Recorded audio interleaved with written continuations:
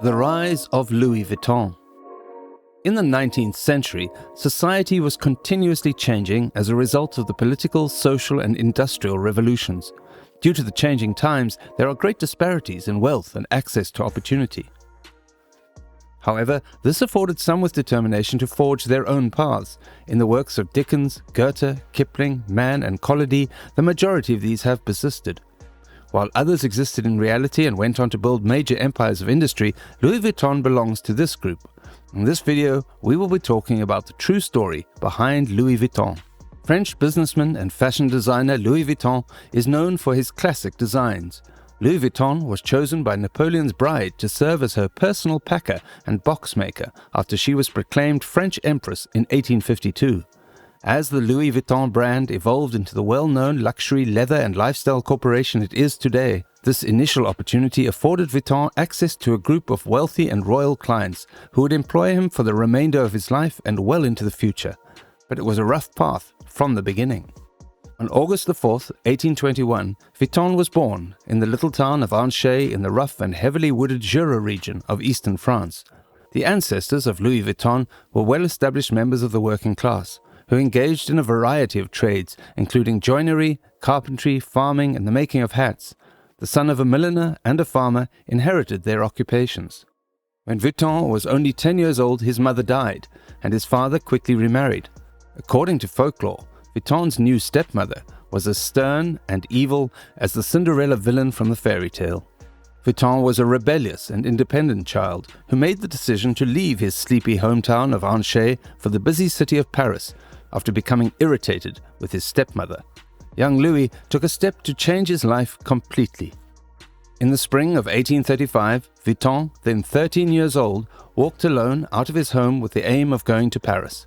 Over the course of more than 2 years, he walked the 292-mile trip from his home in Angers to Paris, supporting himself by doing odd jobs along the way and living wherever he could find shelter. When he arrived in Paris in 1837 at the age of 16, it was in the middle of an industrial revolution that had given birth to a dazzling variety of contradictions, such as spectacular grandeur and absolute misery, quick growth and deadly epidemics. The young Louis Vuitton was taken on as an apprentice by Monsieur Marchal, a well-known box maker and packer in the area.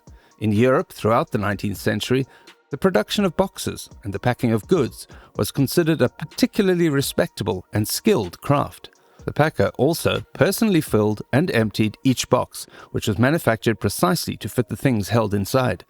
It took Vuitton just a few years to establish himself as one of the most prominent packers among the exquisite elite of Paris. Vuitton would go on to become the inventor of the modern trunk. The young Vuitton had a great deal of good fortune as a result of Napoleon III's restoration of the French Empire. Countess Eugénie de Montijo was Napoleon III's wife and the Empress of France during their time together. She was from Spain and hired Vuitton as her personal box maker and packer when she married the emperor, and she assigned him the task of packing the most exquisite garments in an attractive way. Vuitton was able to successfully complete this task. She made introductions for Vuitton to a clientele that included wealthy and royal patrons who would use his services for the remainder of his working life. 1854 was a year of great development and transition for Vuitton. Vuitton met and then married Clémence Émile Pariot on April 22, 1854. Soon after, Vuitton quit Monsieur Marchal's store after a few months and established his own box-making and packaging business in Paris. 4 years after founding his own store in 1858, Louis Vuitton introduced a completely redesigned trunk. It was not constructed of leather, but of a lighter, stronger, and more odor and water-resistant grey canvas. The main selling feature, however, was that Vuitton's trunks were rectangular rather than dome-shaped like all other models, making them much easier to stack and ship using emerging modes of transportation like the train and steamship. The majority of observers saw Vuitton's trunk as the beginning of contemporary travel accessories. The trunks were an instant commercial success, and as travel became more popular and transportation developed, there was a rising demand for Vuitton's trunks. To meet the demand for his baggage, he relocated into a bigger factory in the town of Asnières outside of Paris.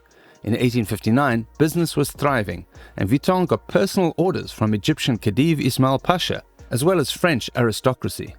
Vuitton's activities were hampered in 1870 as a consequence of the outbreak of the Franco-Prussian War and the subsequent siege of Paris. which led to a bloody civil war that ultimately resulted in the fall of the French Empire. The siege ended on January 28, 1871, and when Vuitton returned to Asnières, he found that the town had been destroyed, his staff had been dispersed, his property had been confiscated, and his shop had been wrecked. But instead of mourning, he persevered. Vuitton immediately devoted himself to the resurrection of his firm, just as he had done when he travelled approximately 300 miles by himself when he was 13 years old.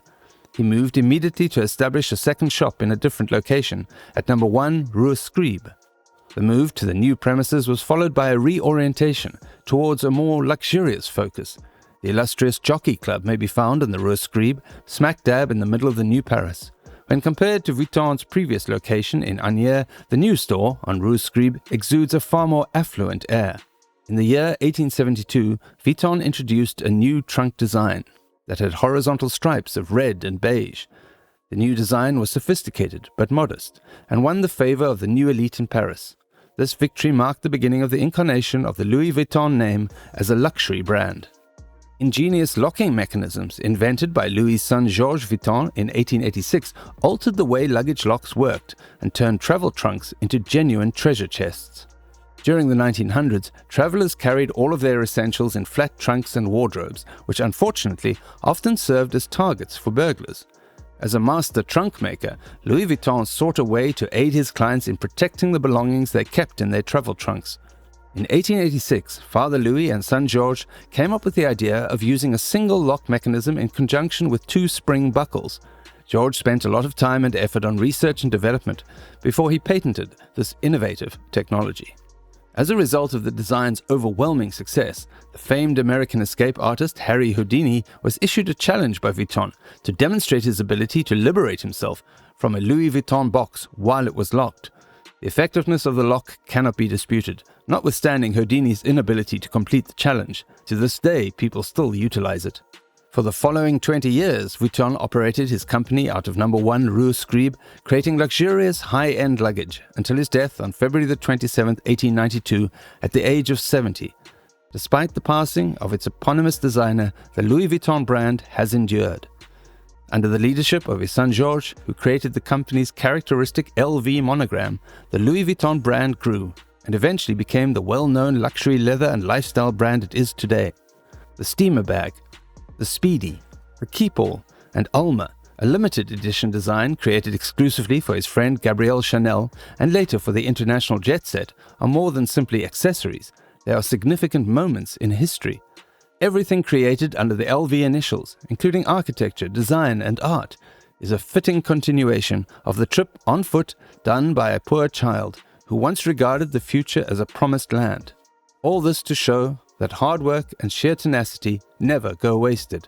Louis Vuitton made his own fortune with effort and great determination. So this brings us to the end of Louis Vuitton's life story. Hope you all enjoyed it. Don't forget to press the subscribe button and bell icon so you can never miss an update from us. See you in the next video.